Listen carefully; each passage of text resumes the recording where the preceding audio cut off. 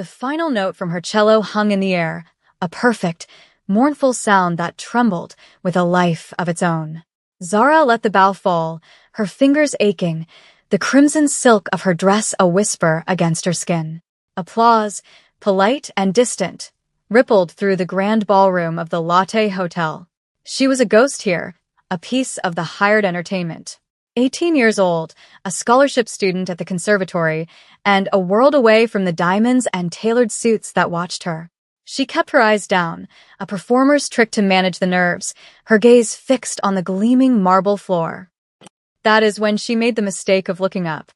Her eyes snagged on a man who held the center of the room from its edge. He was not standing.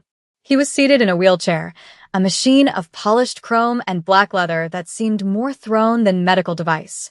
His suit was a dark, immaculate gray, tailored so precisely it looked like a second skin over the hard lines of his shoulders and chest.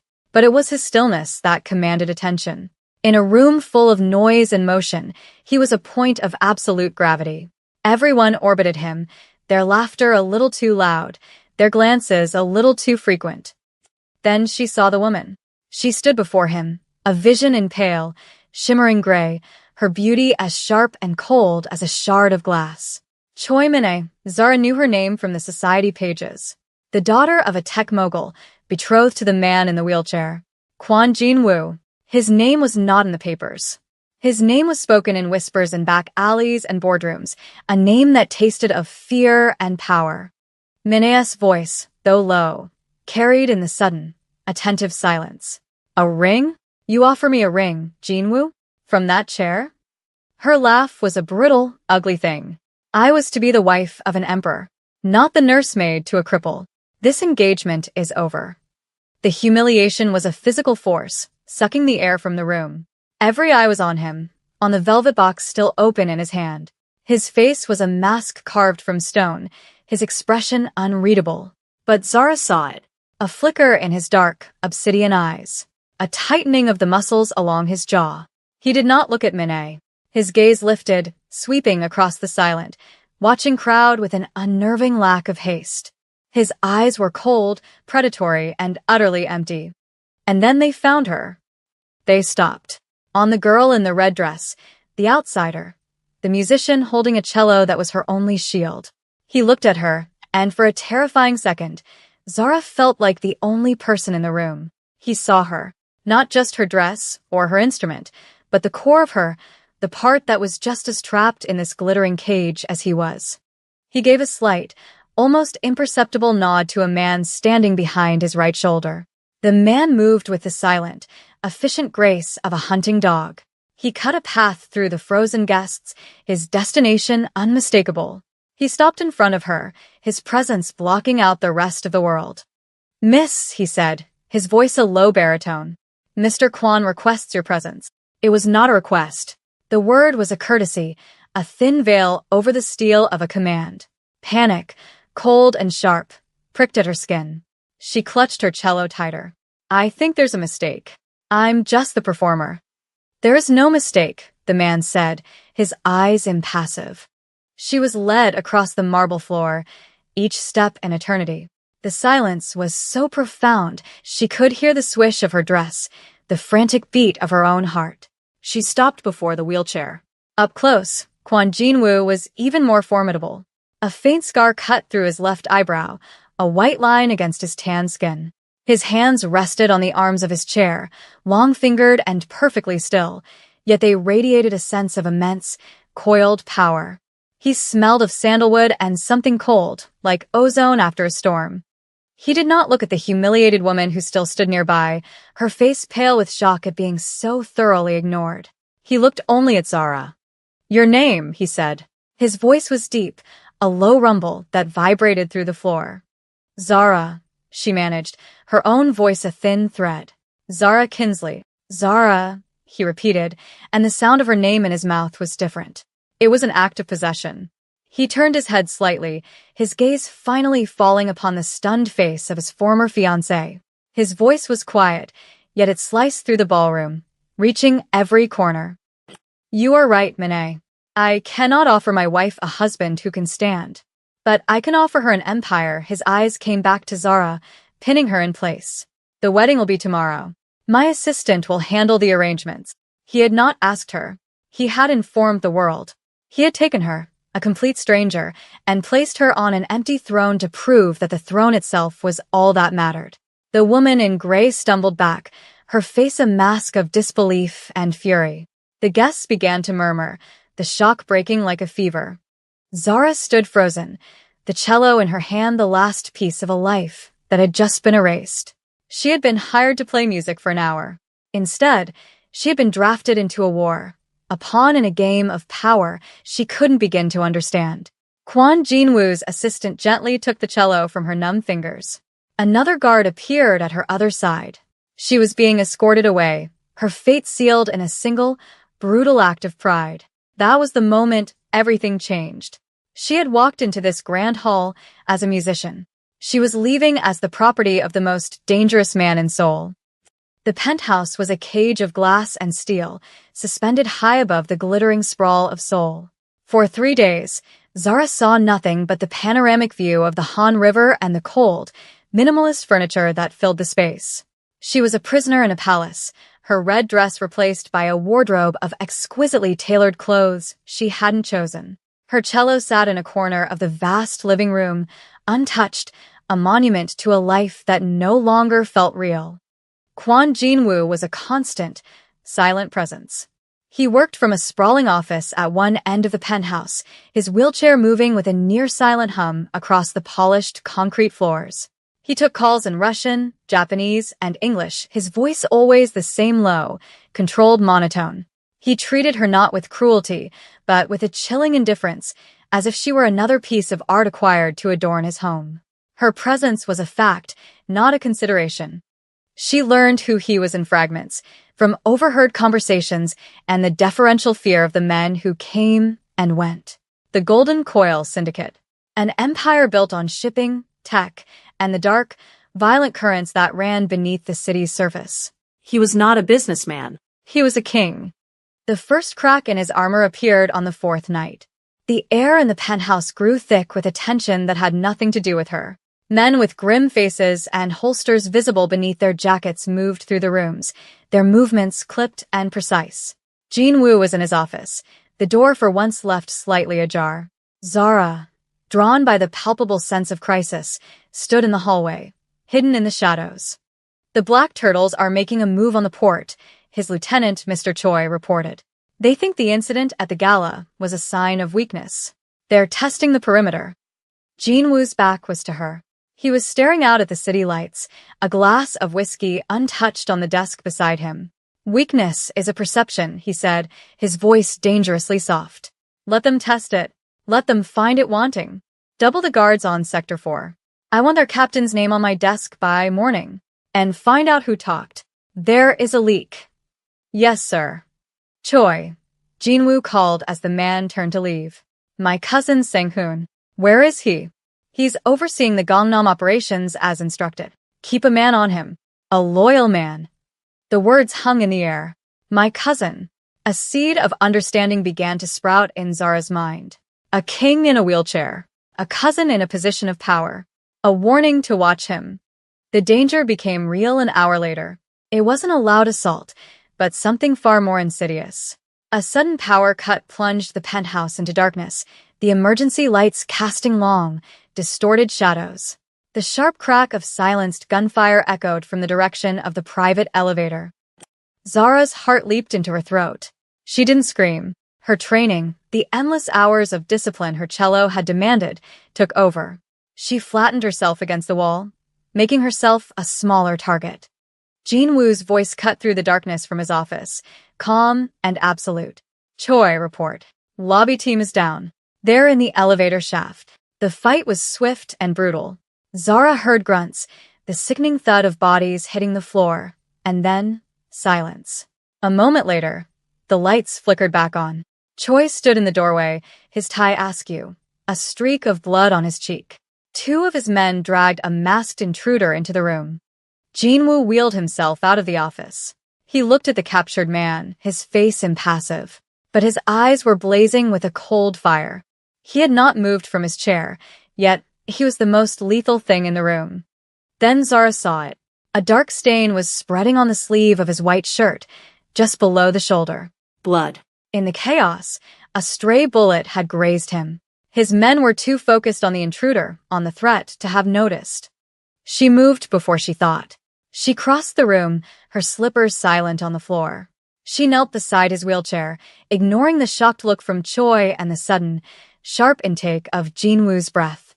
"You're hit," she said, her voice steady. He looked down at her, his eyes narrowed. It was the first time he had truly looked at her since the night of the gala. He seemed surprised to find her there, a real person, not just a symbol. "It's nothing," he said, his voice tight with dismissal. "It will get infected if it's not cleaned." She looked at Choi. "Is there a first aid kit?" The lieutenant, nonplussed, simply nodded toward a bathroom. Zara retrieved it, her hands working with a practiced efficiency. She cut away the fine fabric of his shirt, exposing the angry red gash along the hard muscle of his arm. Her touch was gentle but firm, impersonal and professional. He sat utterly still, watching her. He didn't flinch when she cleaned the wound with antiseptic, hissing only slightly as the alcohol stung. She worked in silence, her focus absolute. She could feel the heat of his skin, the solid strength of his body. She was aware of his gaze on her face, on her hands. The silence between them was not empty. It was charged with unspoken things. In the middle of violence and death, this one small act of care felt intimate and profoundly dangerous. When she was done, she taped the bandage neatly in place. She looked up and met his eyes. He was watching her with an intensity that stole her breath. He had seen her, not as the girl in the red dress, not as his decorative wife, but as someone who did not fall apart in a crisis. Someone who acted. She could have run during the attack. The chaos would have been the perfect cover. But she hadn't. She had stayed. She had chosen, in that small moment, to help him. "Zara," he said. The name was a quiet acknowledgement, a question, and a statement all in one. He said it as if he were tasting it for the first time, realizing it belonged to the woman kneeling before him, the woman whose steady hands had just tended to his wound. He was Kwon Jinwoo, a man who controlled a dark empire from a wheelchair. And she was beginning to understand that his paralysis was not his only wound. The deeper one, the one he never showed, was the betrayal that had put him in that chair in the first place. The days that followed were a study in tension. The failed attack on the penthouse had tightened the coil of Jinwoo's control over his empire and, by extension, over her. He was a master strategist, his mind a labyrinth of contingencies and calculations. Zara watched him, learning the rhythms of his power. She saw how a single, quiet phone call could make a politician change his vote, how a discreetly delivered message could bankrupt a rival company overnight. His body was bound to the chair, but his reach was terrifyingly long. She began exploring the penthouse, testing the boundaries of her gilded cage. She found his library, a room lined with floor-to-ceiling shelves filled not just with Korean literature, but with Sun Tzu, Machiavelli, and obscure military histories in a half-dozen languages. It was the armory of a general who fought his wars in silence. One evening, tucked away in a drawer of an antique desk, she found what she was not supposed to see. It was a leather-bound ledger. Curiosity, a dangerous and compelling impulse, made her open it. It wasn't financial records. It was a log, written in Jinwoo's precise, angular script. Names, dates, and single-word annotations. Debt. Paid. Final. Erased. It was a catalog of death, a balance sheet of lives taken to maintain his empire. Her stomach turned. This was not an abstract concept of danger anymore. This was the cold, hard proof of the man she was tied to. He was a killer. She closed the book, her hands trembling slightly, and slid it back into the drawer just as the silent hum of his wheelchair approached. He stopped in the doorway, his eyes missing nothing. He knew. He had seen the flicker of her movement, the guilt on her face. He wheeled himself into the room, stopping before the desk. He did not open the drawer. He simply looked at her, his expression unreadable. "What you imagine," he said, his voice level, "is likely worse than the reality. And the reality is worse than anything you can imagine." He expected fear. He expected her to shrink away from him, horrified. But something else rose in her. a cold, clear anger. "The men in this book," she said, her voice low but steady. "Did they have cousins?" The question hit him like a physical blow. The mask slipped. For a fraction of a second, she saw a flash of raw, unguarded pain in his eyes before it was buried again. That was his wound. The betrayal by his own blood, the one that had cost him his legs. She had aimed for the one vulnerability he could not hide. "Leave," he commanded, his voice like ice. It was the first time he had ever looked truly angry with her. The war between them had been tested, but the war outside was escalating. The Black Turtles, led by a man named Kong, were growing bolder. They saw Jinwoo's new, foreign wife not as a power move, but as a loose thread they could pull to unravel his entire organization. The moment one of them almost lost the other came a week later. Jinwoo, for reasons he did not explain, had allowed her to visit her old conservatory mentor, a kind, elderly woman named Mrs. Park. The visit was heavily supervised, with two of his best men as shadows. They sat in a small cafe near the school, the guards at a nearby table, trying to be inconspicuous and failing completely. It happened in a blur. A black van screeched to a halt. Men in masks swarmed out. It wasn't a kidnapping attempt. It was an execution. Their target was her. Back in the penthouse, Jinwoo watched it unfold on a series of monitors, his feed patched in from street cameras and his men's body cams. He saw the van, saw the men, saw Zara shove Mrs. Park under the table an instant before the windows of the cafe exploded inward. He gripped the arms of his chair, his knuckles white, a guttural sound of fury caught in his throat. He was a king watching his most valuable piece about to be swept from the board, and he was powerless to physically intervene. But Zara was not a passive piece. As one of the masked men lunged for her, she reacted. She grabbed the steaming pot of coffee from the counter and threw it directly in his face. The man screamed, staggering back, and that gave her guards the opening they needed. The fight was brutal and short. When it was over, Zara was trembling, her face pale, but she was unharmed. She had done something she never thought herself capable of. She had acted with a violence that was a pale reflection of the world she now inhabited. She had crossed a line. That night, the silence in the penthouse was heavier than ever. Jinwoo found her standing by the glass wall, staring down at the city. "They used you to get to me," he said. It was not an apology. It was a statement of fact. "I know," she whispered. He moved his chair closer, stopping beside her. The scent of sandalwood and ozone filled the small space between them. "Your presence in this house was meant to be a symbol of my strength," he admitted, his voice rough. "A message to my enemies that I am untouchable, that I can take whatever I want." He paused, his gaze fixed on her reflection in the glass. "Instead, it has become my only weakness." It was the most honest thing he had ever said to her. Not a declaration of love, but something far more dangerous. An admission of vulnerability. A confession that she mattered. She told herself staying was survival. She was lying to herself. The enemy's final move was crueler than she could have imagined. It was not a direct attack. It was a simple message delivered to Jinwoo's phone. A photograph. Mrs. Park, her old mentor, tied to a chair in a dimly lit room. The text was simple. The concert hall. Midnight. Your wife comes alone, or the old woman's music ends for good. They were targeting him by targeting the last piece of her old life. The stakes were no longer about his empire. They had become brutally personal. The concert hall was a cathedral of silence. The place where Zara had once poured her soul into her music was now a trap, cold and cavernous. Jinwoo had forbidden her to go. He would handle it, he had said. He would send his men. He would burn Kang's entire organization to the ground to get Mrs. Park back. But Zara knew Kong didn't want a war. He wanted a trophy. He wanted to break Jinwoo by taking the one thing he couldn't protect with armies and money. Her.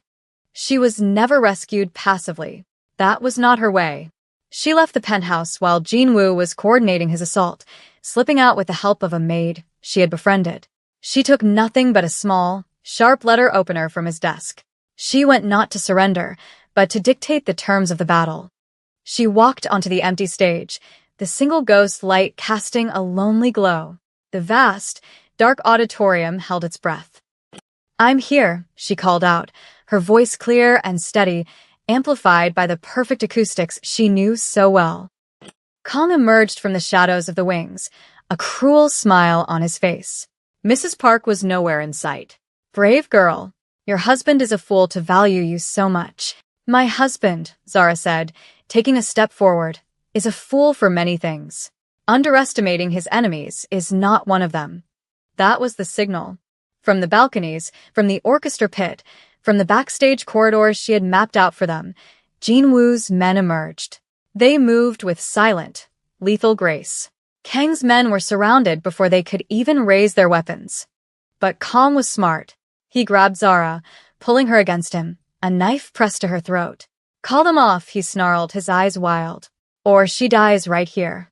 The world narrowed to the cold edge of the blade against her skin. She could feel his hot, panicked breath on her neck. She did not struggle.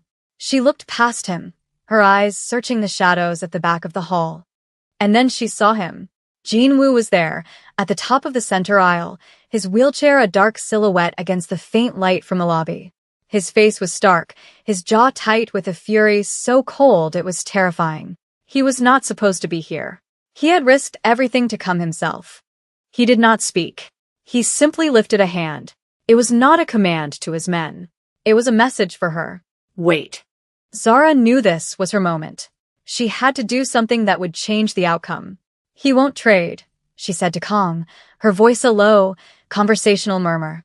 "He'll let you kill me, because he knows the price for my life is your entire world. And he will enjoy collecting that debt." She felt Kang's grip falter for a fraction of a second. It was the opening she needed. She stomped her heel down, hard, on his instep, and as he grunted in pain, she drove her elbow back into his ribs. The knife clattered to the stage floor. She scrambled away as the first gunshot echoed through the hall. The confrontation was over in seconds. Kong lay on the stage, a single, precise bullet hole in his forehead. The threat was neutralized. Jin Woo wheeled himself down the aisle, his men parting before him like water. He stopped at the edge of the stage, his eyes only on her. The silence returned, heavy and profound. Mrs. Park was safe, already rescued from a warehouse across town. The cost had been paid. Zara's old life, her innocence, the simple girl who played the cello. All of it was gone, burned away in the crucible of the last few weeks. He looked at her, standing on the stage under the ghost light, her face smudged with dust, her body trembling with adrenaline. He saw not the pawn he had chosen, but the queen who had checkmated his enemy. His acknowledgement of what she was to him was not a tender word or a soft touch. It was something far more significant. Later that night, back in the silent penthouse, his lieutenant, Mr. Choi, brought her a single, sealed file. "From Mr. Kwan," he said and left. She opened it. Inside was every piece of information the Golden Coil had on Kwan Sang-hoon, his cousin, the man who had betrayed him, the man who had put him in the wheelchair. Financial records, secret locations, known associates, every vulnerability. It was the blueprint for his destruction. At the bottom was a handwritten note from Jin Woo. "Justice is a debt. This one is yours to collect." It was an abdication and an offering. He was giving her the power to avenge him. It was the most profound declaration of trust he was capable of, an admission that his empire, his future, his very vengeance, was now intertwined with hers. She walked to the great glass wall, the file heavy in her hand, and looked out at the sea of lights that was Seoul. This city was a kingdom of predators, and she was no longer prey. The hum of his wheelchair approached, stopping just behind her. He did not speak. He did not touch her, but his presence was a solid, undeniable weight at her back, a silent promise. She had been a stranger in a red dress, a girl who made beautiful, sad music. Now she was something else entirely. She held the power to ruin the man who had crippled her husband, and in this dark, glittering world, that power was a language more intimate than love. She had made her choice, and the city below waited for her next move.